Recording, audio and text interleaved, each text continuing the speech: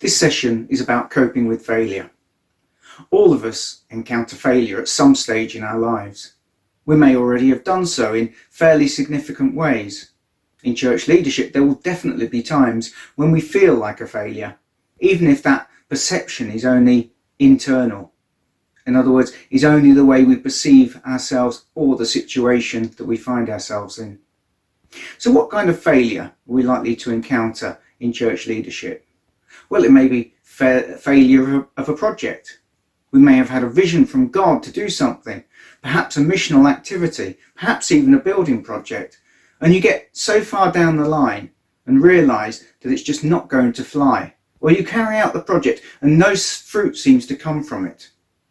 Let's hear from Mark about his encounters with failure and how he's got past them.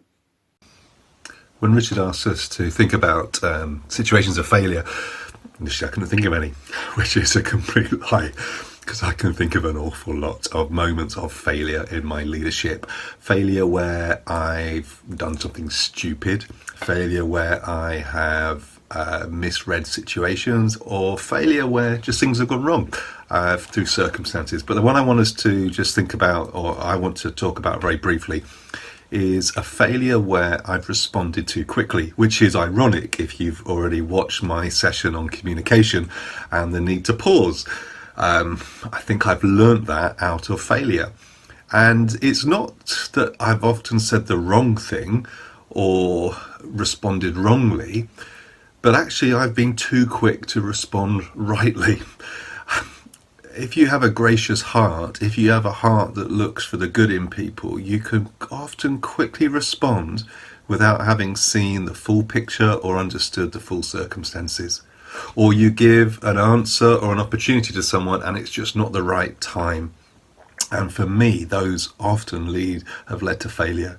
And so I have learned that it is worthwhile pausing, reflecting and seeking the wisdom of others before I open my gob and say yes to someone or say, come on, let's do this, because I can get too excited too quickly. And then the result of trying to unpick something that you've said is often worse than not having said it in the first place. So for me, the failures I can think of is where I've been too generous too quickly. I just needed to maybe wait, pause, reflect, and talk to a team as well. And that's where I've worked as an individual rather than relying on the wisdom of a team. You know, if you want a true reflection on something, run it past the team. Get someone else's opinion, not just your spouse's, but a team of people around you to give you the wisdom to know the right things to do. The second area of failure may be a failure of multiplication. Again, following a vision from God, you may decide to multiply your congregations, and that may mean setting up a new home group or even setting up a new congregation. When we multiply, there are no guarantees of success. It may impact negatively on the sending group, or the new group may just not thrive. That may be down to the personnel involved, or the leadership assigned, or even external factors such as people who are critical to the success of the venture moving away. Failure of multiplication is something that I've encountered. Early on in my time of leading Beverley Community Church, I really felt that we needed to multiply into a multi-site church. And so we started by setting up 2 congregations, and we learned a lot of lessons about how not to do it as we went. This was about 18 years ago. And ultimately, it just didn't work. And that wasn't down to me completely. It was down to the moral failure of one of the leaders of one of the 2 congregations. It was down to another leader who became critical of what we were doing. And the leader overseeing the other plant became too busy with his work commitments. In the end, I had to admit that it just wasn't working, and I had to pull the 2 congregations back together. And the result for the church has been greater growth and unity and strength. And so even when you've gone down that line, failure of that kind is not terminal. You can recover from it and get beyond it. The third kind of failure that we might encounter is financial failure. A leader may set out with a vision to raise money for this or that project, and at such times While we set out in faith, there's always a seed of doubt, and particularly when large sums of money are involved. There's that nagging feeling, what happens if the money doesn't come in? And then if we set off down the project or whatever it is we're raising it for, what if it doesn't all come in at the right time? And so we can face that kind of financial failure, and especially during the current crisis. It can be that churches are suddenly short of money, and how are they going to deal with it? And as a leader, you bear the burden of such things. The next one is moral failure. There's always been a high level of moral failure in the church, whether that be leaders or members of the congregation. It may be a financial failure, a relational failure, such as an affair, or it may even include suicide. By financial failure, of course, I mean somebody dipping their hand in the finances of the church when they shouldn't. There are lots of factors that influence such failures. The impact of these things on any congregation and on us as leaders will be huge. In particular, an affair of a senior leader will result in serious fallout in a congregation as the covenant of trust between the leader and his or her congregation is broken. And this leads to disappointment and disillusionment on the part of some. I'm now going to ask Jo to share something of her own experience where it's been, I guess, more of an emotional issue, an understanding of herself. So Jo, if you want to share. Hi everybody. It is a pleasure to be able to tell you one of my many failings. I love being honest, love being in an authentic environment where people can just be really honest with one another and tell each other where we've messed up, where we've spoken too soon, where we haven't communicated well, where maybe we've left a trail of destruction behind us. I just think there's a real benediction in the words "me too," and there's power in it. And I'm really grateful to Mark and Jonas. I've just listened to your videos on failure and I already feel much better about myself, so thank you. But there's many things, many instances or examples that I could give you, but I want to talk a little bit about a character thing. My biggest failure, no, not my biggest, but one of my main failures has been a failure to honour who God has made me to be. I found myself trying to squeeze myself maybe into a box or trying to live up to a certain expectation of what a charismatic leader should be. And this felt exhausting. So I felt like I needed to be extroverted and at everything and always in people's lives and around people all the time, excited about everything, motivational. And then I thought that's not who God made me to be. I found myself feeling quite stifled, feeling quite resentful, feeling exhausted because I was failing to recognise who God had made me to be. God has made me, I'm introverted, I like to contemplate things, I like to think, I need time on my own. And I think, so the biggest failure for me has been a failure to recognise and to value and honour who God's made me to be and have the confidence to know that that is a contribution into the body of Christ as well. Just because we're leading doesn't mean that we always have to be happy, excited, full of energy, and also neither do we have to be at everything all the time if that's not what gives us energy. So yeah, I hope that sums it up. A failure to recognise who God had made me, and once I'd really began to honour that and realise that, it's really, really freed me up. The next area is emotional failure.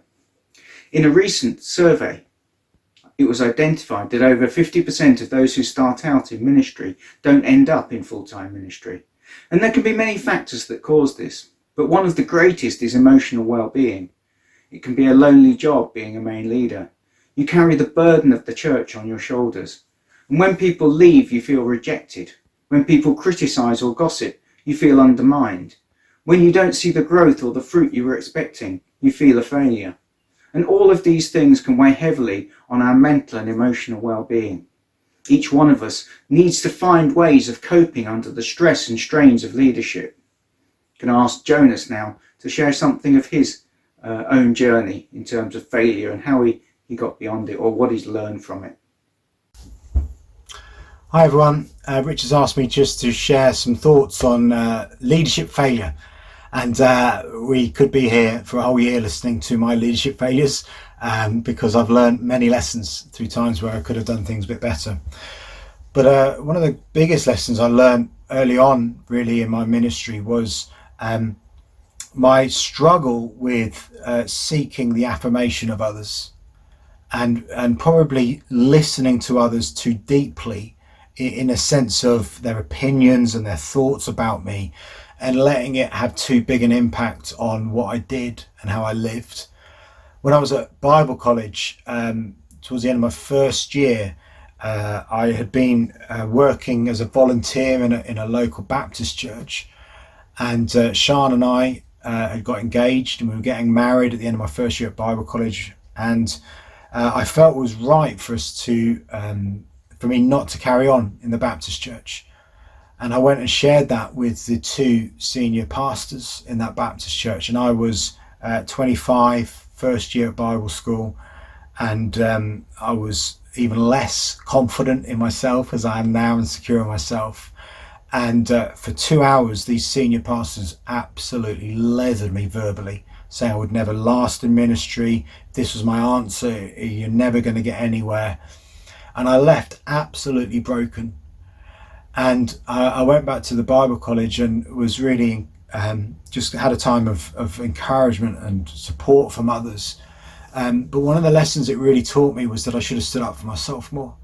I should really have been stronger in myself, and actually stood up and said to them, I totally disagree. You're not here to bully me. You're not here to overrun me.